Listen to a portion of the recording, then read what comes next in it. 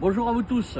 Alors bien sûr, pour certains vous me connaissez, je suis Pascal Safakji, aujourd'hui procureur du groupe Safakji.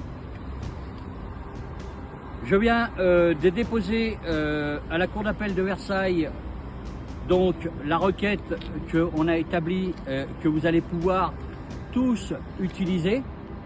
Voilà, Cour d'appel de Versailles. Et l'ordonnance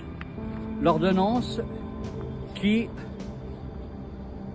pour toute la mise en place de la dissolution des organismes illégaux, d'accord? On en parlera un peu plus dans l'émission de mercredi, d'accord? Alors, bien sûr, je vais vous relire la requête, d'accord? Donc, Cour d'appel de Versailles, procureur général du groupe Safakji, parquet RG 283 71 00001, référence de procédure RG 01 2024, requête du peuple français souverain sur les faits reprochés, dirigeance de notre pays par des associations des partis politiques ou ces partis politiques n'ayant pas assuré la garantie de notre pays, suivant l'article 16 de la Déclaration des droits de l'homme et du peuple français souverain. La justice ayant un rôle par complicité, trafic d'influence, conflit d'intérêts dans cette situation, en faisant entrave à la manifestation par l'article 434-4 du Code pénal, et de surcroît, ils font du déni de justice par l'article 434-7-1 du Code pénal. Il nous est donc demandé d'intervenir en urgence pour remettre de l'ordre dans notre pays, étant acteur principal pour la sécurité de notre pays, en tant que syndicat investi d'une mission de service public sous l'égide des parquets, en notre qualité de syndicat et conformément à l'article 3 de la loi Waldeck-Rousseau du 21 mars 1884. Les syndicats professionnels ont exclusivement pour objet l'étude, la défense des intérêts économiques, industriels et commerciaux et agricoles. Nous avons le devoir de reprendre la situation en main, suivant l'article 71.1 de la Constitution du 4 octobre 1958. Voyant la défaillance dans notre pays, nous sommes en droit et en qualité, en droit d'agir. En violation de la loi, une enquête judiciaire a été ouverte à la demande de Pascal Cardozo Gastao, procureur général du service antifraude, anticorruption, justice du groupe Safakji. Constatant les dysfonctionnements des associations des partis politiques déléguant des pouvoirs illégaux à des organismes agissant sans aucune légitimité en droit d'agir, comme par exemple l'URSSAF, la MSA, la CIPAV et bien d'autres encore dans le domaine social, ARS, ASE, ainsi que d'autres encore qu'on va énumérer dans le temps.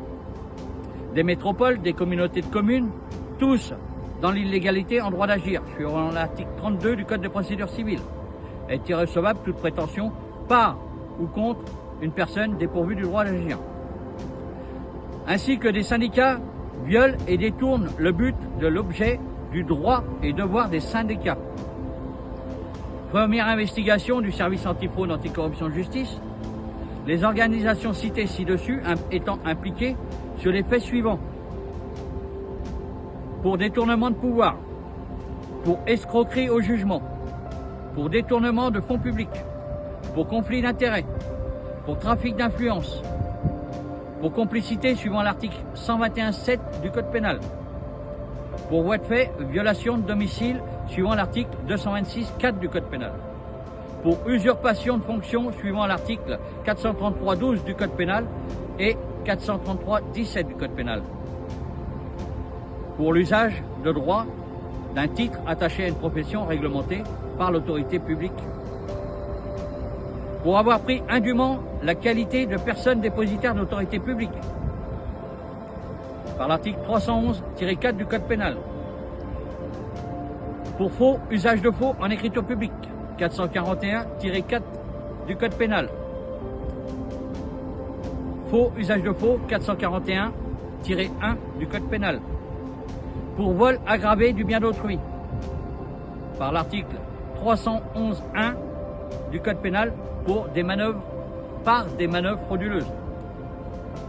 Pour menace de faire avec des ordres de remplir une mission dans l'illégalité, l'article 222-18 du Code pénal pour violence, suivant l'article 222-7 à l'article 222-16-3 du Code pénal. Le Conseil constitutionnel, mis en place par ordonnance numéro 58-1067 du 7 octobre 1958, portant loi organique sur le Conseil constitutionnel. Suivant l'article 1, nous constatons qu'il n'y a pas de séparation de pouvoir entre les membres du Conseil constitutionnel, autres que les membres du droit sont nommés par des décisions du président de la République et du président de l'Assemblée nationale et du président du Sénat. Il n'existe aucune séparation de pouvoir entre le président de la République et le président du Conseil constitutionnel. Il reste évident et à nouveau anticonstitutionnel, suivant l'article 16 de la Déclaration des droits de l'homme de 1789. Pire encore, les élus d'hier impliqués dans les affaires de corruption peuvent se trouver et peuvent se retrouver au sein même des organisations de contrôle des lois. Et nous constatons une chose importante, comment les politiques acceptent-ils que des élus impliqués ou ayant participé à la corruption, par exemple Laurent Fabius, puissent être conseillers. En faisant des faux en écriture publique, de facto, suivant l'article 441-4 du Code pénal, ces jugements qui sont qu'un constat de la corruption au sein même des tribunaux. La loi mise en place des syndicats ne donne pas aux syndicats de la magistrature le pouvoir de juger le peuple souverain, le peuple français souverain. Constatant cette défaillance au sein même de la justice, de faire des nominations des magistrats, des juges, des procureurs, des greffiers, des avocats mises en place dans l'illégalité par des décrets nuls et non avenus pour vice de forme, suivant l'article 114 alinéa 2 du Code de procédure civile, qui, suivant l'article 32 du Code de procédure civile, reste irrecevable toute prétention émise par ou contre une personne dépourvue du droit d'agir. Se rendant complice et acteur de cette association de malfaiteurs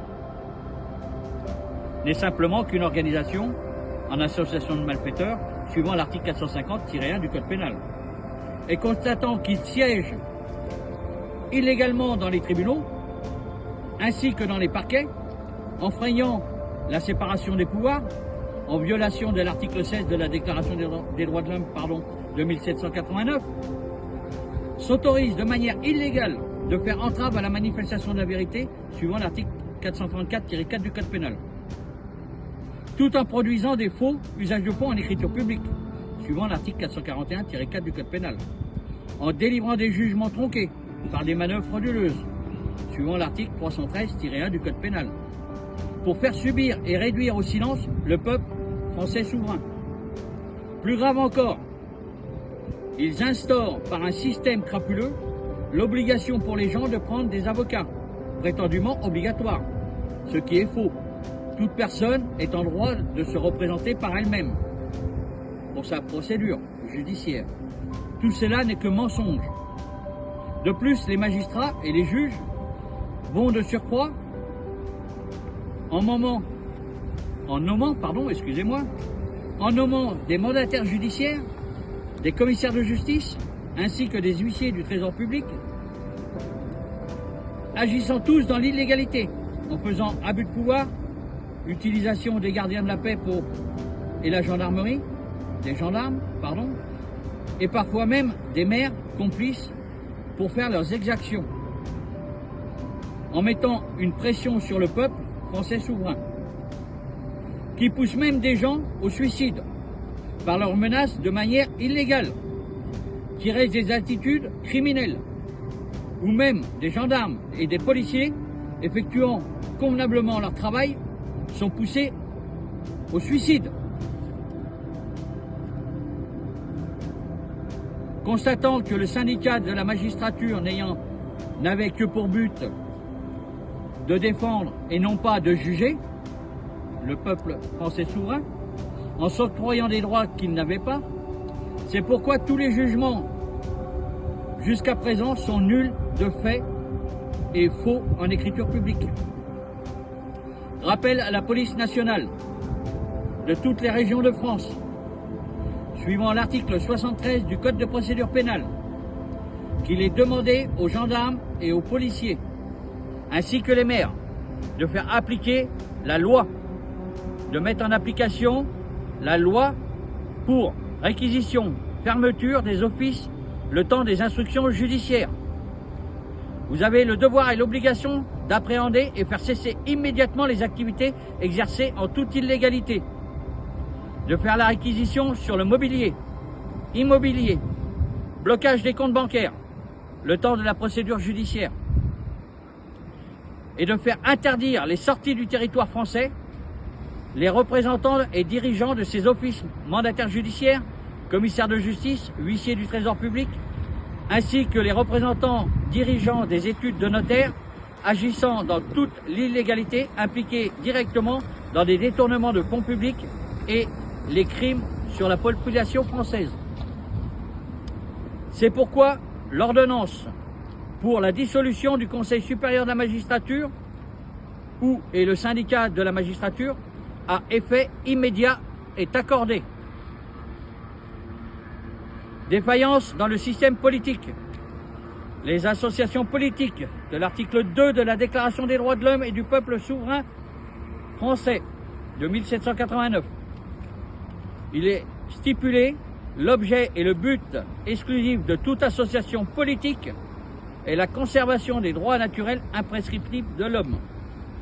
Ces droits sont la liberté, la propriété, la sûreté et la résistance à l'oppression. Constatant que les partis politiques ne répondent plus aux attentes du peuple souverain français, en dépit des refus explicites des Français d'adhérer à l'Union européenne, les partis politiques ont utilisé par des manœuvres frauduleuses, inconstitutionnelles et sans mandat pour détourner l'intégration au système européen, un abus de pouvoir qui enfreint les règles fondamentales de la nation française. Par la participation des autorités politiques et judiciaires aux fraudes dans le secteur mobilier, immobilier et financier, de permettre les détournements de fonds publics. Il a été constaté le mode opératoire criminel affectant directement le peuple souverain français, qui reste encore plus surprenant à ce jour. C'est pourquoi est accordée l'ordonnance pour la dissolution de toutes les associations des partis politiques et associations non conformes, suivant l'article 16 de la Déclaration des droits de l'homme et du peuple souverain français de 1789. Toute société dans laquelle la garantie des droits n'est pas assurée, toute société dans laquelle la garantie des droits n'est pas assurée, ni la séparation des pouvoirs déterminée, n'a point de constitution. Alors quand on parle de constitution, la constitution elle existe, la constitution c'est la constitution de l'organisme. On parle de la création de l'organisme, comment elle est constituée, la constitution de l'organisme. Et là, n'a point de constitution. Et là, pour les gens, arrêtez de dire qu'il n'y a pas de constitution, il y a une constitution, il suffit de l'appliquer. Voilà, c'est les organismes qui n'ont pas de point de constitution. Voilà. Donc, il est dans le devoir des juristes officiels du groupe Safagi et du peuple souverain français, le syndicat Safagi agissant sous l'égide des parquets de France, en étant acteur de la justice et conforme aux devoirs et obligations de tout syndicat, nous sommes tenus de signaler et d'agir contre tout le dysfonctionnement dans les organisations économiques, commerciales, agricoles, industrielles. Suivant l'article 223.6 du Code pénal, quiconque pouvant empêcher par son action immédiate, sans risque pour lui ou pour les tiers, soit un crime, soit un délit, contre l'intégrité corporelle de la personne qui s'abstient volontairement de le faire est puni de 5 ans d'emprisonnement, 75 000 € d'amende.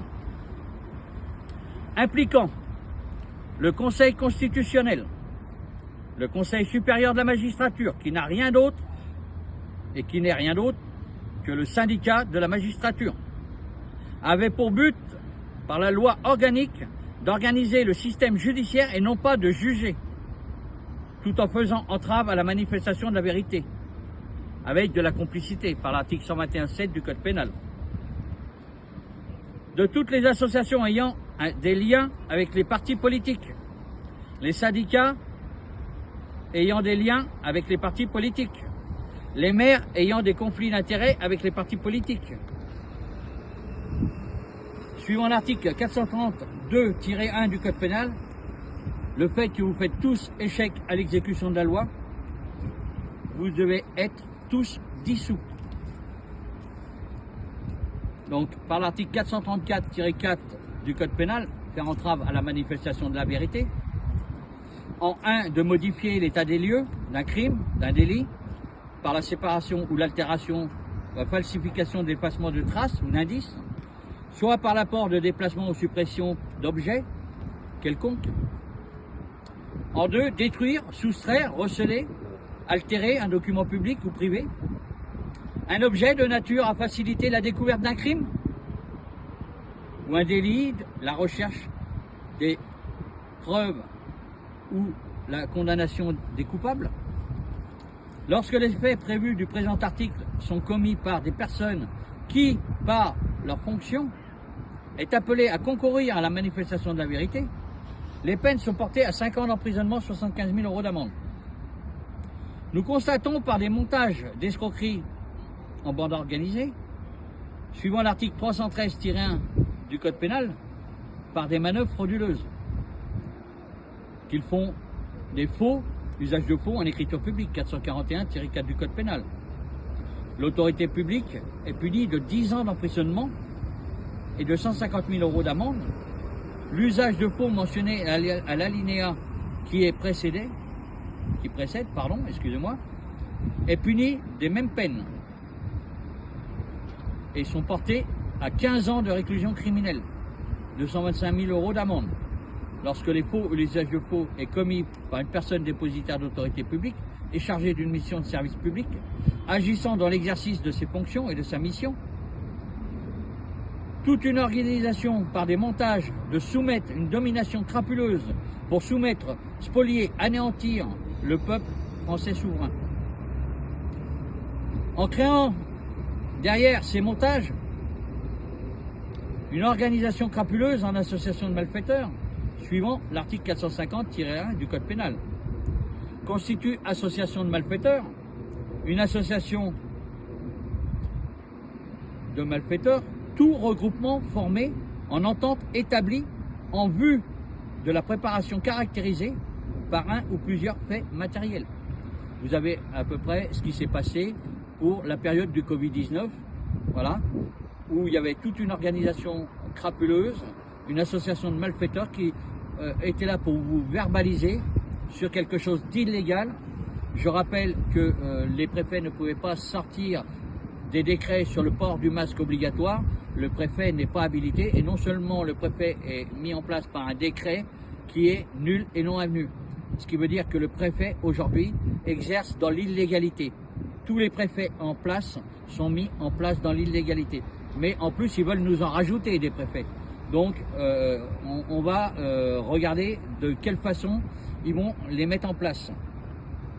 Donc, lorsque les infractions préparées sont des crimes ou des délits punis de 10 ans d'emprisonnement, la participation à une association de malfaiteurs est punie de 10 ans d'emprisonnement et 150 000 € d'amende.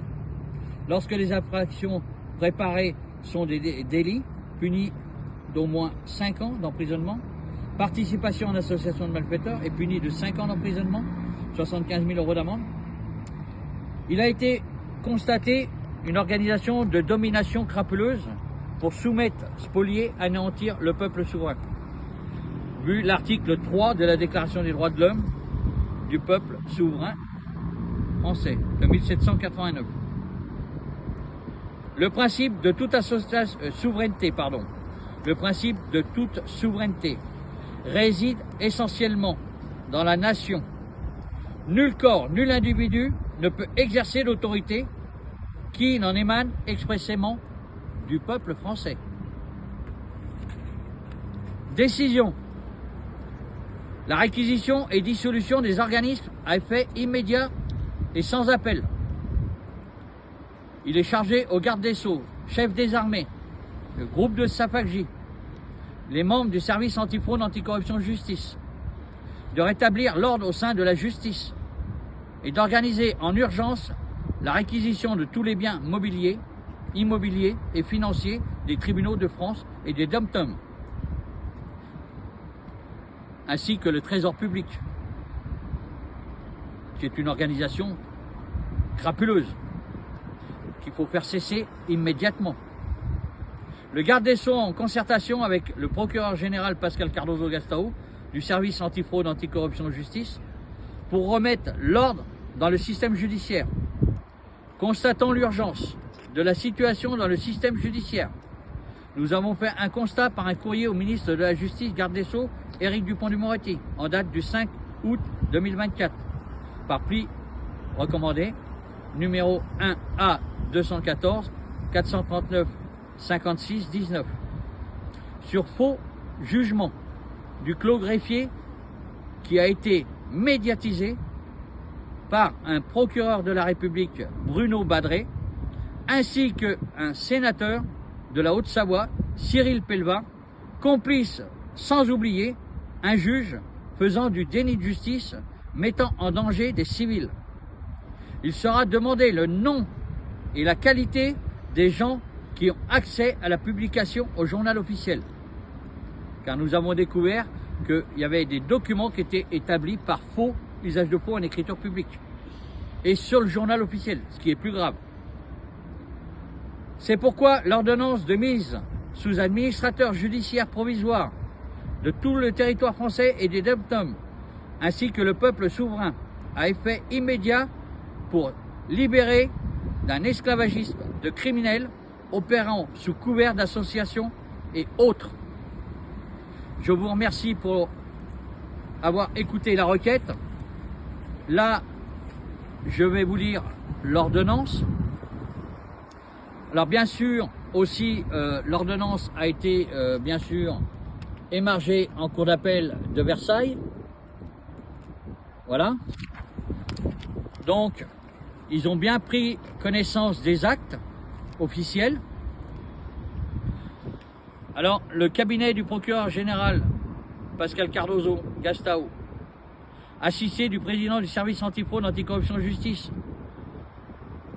en notre qualité de syndicat, représentant de la justice et défenseur des droits, conformément à l'article 3 de la loi Waldeck-Rousseau et du 21 mars 1884 et l'article 71-1 de la Constitution du 4 décembre 1958, la requête déposée au nom du peuple français souverain en date du 11 juin 2024.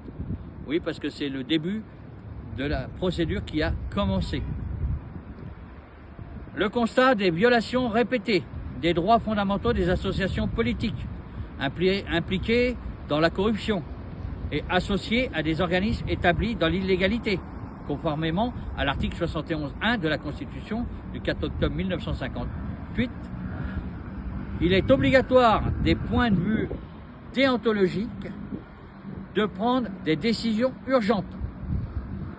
Chef d'accusation, détournement de pouvoir, escroquerie au jugement, détournement de fonds publics, conflit d'intérêts, trafic d'influence, association de malfaiteurs, crime organisé. Suivant les articles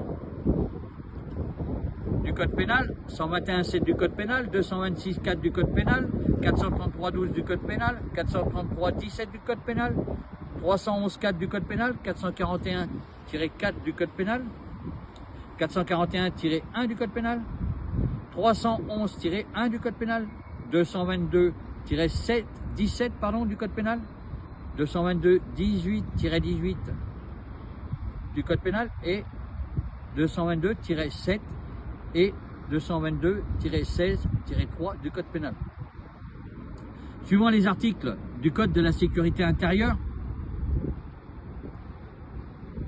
vous avez tous le devoir, suivant l'article R434-4 du code pénal, R434-5 du code pénal, pardon, R434-6 du code pénal, R434-7 du code pénal, R434-8 du code pénal, R434-9 du code pénal, R434-10 du code pénal, R434-11 du code pénal, R434-12 du code pénal, R434-13 du code pénal, R434-14 du code pénal, R434-15 du code pénal, R434-16 du code pénal, R434-17 du code pénal, R434-18 du code pénal, R434-19 du code pénal, R434-20 du code pénal, R434-21 du code pénal, R434-22 du code pénal, R434-23. Alors, excusez-moi, ce n'est pas le code pénal, c'est le code de la sécurité intérieure. Donc, ce qui implique les gendarmes, les policiers, pour la sécurité intérieure. Alors, tous ces articles sont le code de la sécurité intérieure. Et vous prenez le code de déontologie de la gendarmerie et de la police nationale, ces articles de code, ce sont ceux qui sont établis dans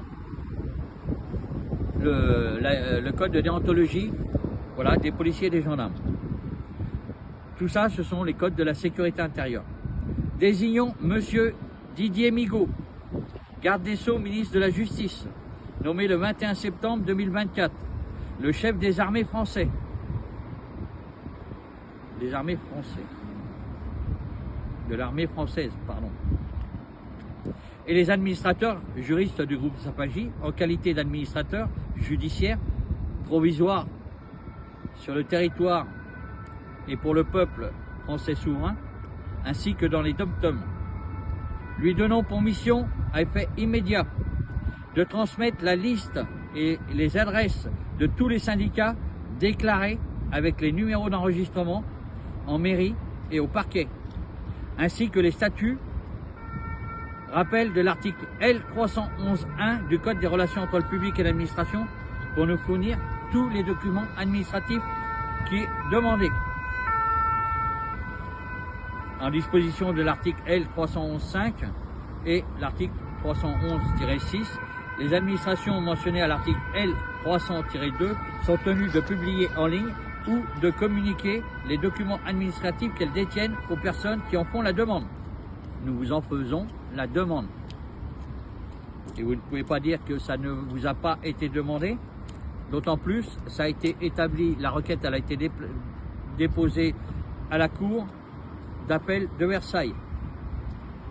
Donc pour mettre en place une réunion générale avec la participation des présidents des syndicats afin de réorganiser les institutions et le système judiciaire au sein des tribunaux.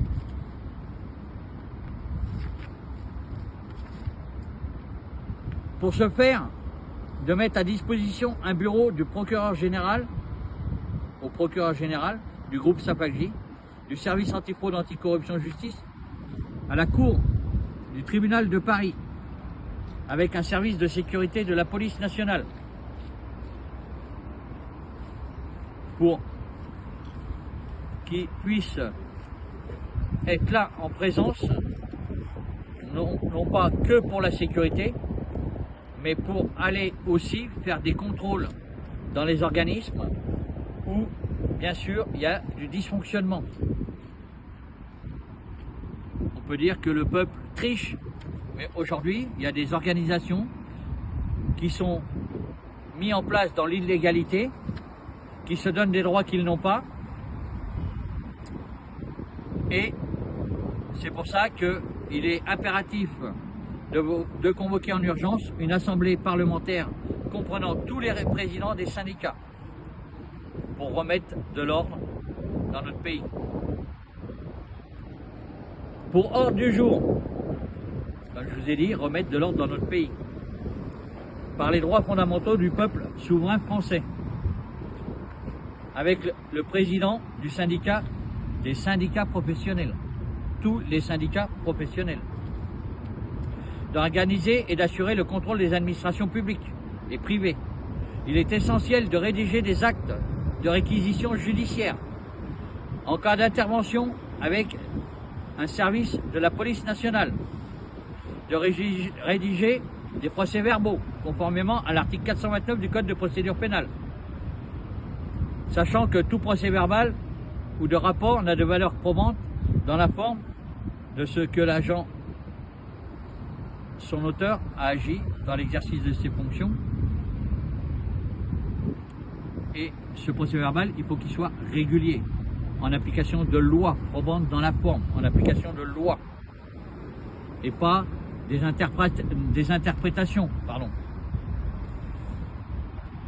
D'organiser les tribunaux avec la police nationale, d'organiser la mise sous séquestre avec réquisition judiciaire pour contrôler, avant la fermeture des sociétés et associations en lien avec des partis politiques, de mandataires judiciaires, commissaires de justice, huissiers du trésor public, notaires exerçant dans toute l'illégalité et réquisitionner tous les biens mobiliers, immobiliers et financiers. Je rappelle qu'à ce jour, pour le service du trésor public, il y a des concours pour mettre en place des huissiers du trésor public qui agissent dans l'illégalité, car ils ont le droit d'avoir une fonction dans le privé et une fonction dans le public. D'abord, j'ai repris un huissier du trésor public qui était disc-jockey pendant les week-ends. C'est quand même hallucinant. Donc, vous voyez, il faut tout réorganiser. Organiser donc la mise sous séquestre et la réquisition judiciaire au contrôle avant la fermeture depuis les tribunaux. Le trésor public entaille le service des PV de Rennes qui, aujourd'hui, à la mise en place de cette organisation, se tient un préfet qui est aussi directeur. Si vous pouvez nous expliquer. Cet organisme, aujourd'hui, envoie des procès-verbaux à payer que les gens n'ont jamais reçus, quelle que soit quelconque contravention. Et en plus, des procès-verbaux majorés. Alors, bien sûr, il y a des procès-verbaux qui sont établis normalement, mais le service de Rennes, il va falloir que le préfet réponde aux questions. Qui il est, qui l'a mis en place et pourquoi il ne signe pas les documents quand les gens reçoivent un document qui est marqué officier du ministère public. Donc, il va falloir qu'il réponde aux questions. D'organiser la mise sous séquestre avec réquisition judiciaire pour contrôler les membres du Conseil constitutionnel avant la dissolution et réquisition de tout le bien mobilier, immobilier et financier. Je rappelle que tout ça, c'est payé avec l'argent du peuple français. Et que le Conseil constitutionnel n'a aucune séparation de pouvoir, et qu'il devrait, parce que pour voter les lois, il faut que cet organisme soit indépendant. Il ne peut pas être au sein même de la gérance de notre pays. Il faut qu'il soit indépendant. Donc bien sûr qu'on leur présente les lois, et bien sûr, ils sont toujours pour du bon côté. D'organiser la mise sous séquestre avec réquisition judiciaire pour contrôler avant la dissolution du Conseil supérieur de la magistrature ou le syndicat de la magistrature, réquisitionner les biens mobiliers, immobiliers et financiers pour remettre de l'ordre dans la justice. Je rappelle, un syndicat n'est pas là pour juger, un syndicat est là pour défendre. Nous sommes là pour défendre, nous ne sommes pas là pour juger. Il faut désorganiser la mise de tout ce système crapuleux, d'organiser la mise sous séquestre avec réquisition judiciaire pour contrôler avant la dissolution de toute association de partis politiques et associations non conformes et réquisitionner tous les biens mobiliers, immobiliers et financiers qui ont été payés avec l'argent du peuple souverain français. À compter de la notification de cette note d'audience, dans un délai de 2 mois, sous réserve, rappelons, les dépenses seront à la charge de la nation, vues avec un cahier des charges, accessible au peuple français, à tout moment, conformément aux procédures engagées, suivant l'article 92 à 100-8 du Code de procédure pénale. Les maires devront être disponibles pour participer en leur qualité d'officier public de police judiciaire, OPJ, afin de faire appliquer la loi, uniquement la loi, conformément à l'article 5 de la DDHC de 1789. L'ordonnance désignant le groupe Sapaghi en tant qu'administrateur judiciaire provisoire doit être communiquée à tous les Français avant la fin du mois. Dépêchez-vous, la fin du mois arrive. Donné au greffe de la Cour d'appel de Versailles le 25 novembre 2024. Nous avons donné copie pour le Président de la République, Premier ministre, Garde des Sceaux, ministre de la Justice et toutes les cours d'appel dont nous dépendons recevront ces documents normalement transmis par la Cour d'appel de Versailles où le premier président de la Cour d'appel de Versailles, il lui a été dit qu'il fallait qu'il transfère tous ces documents à chaque Cour d'appel de France. Un contrôle sera fait par tous nos administrateurs.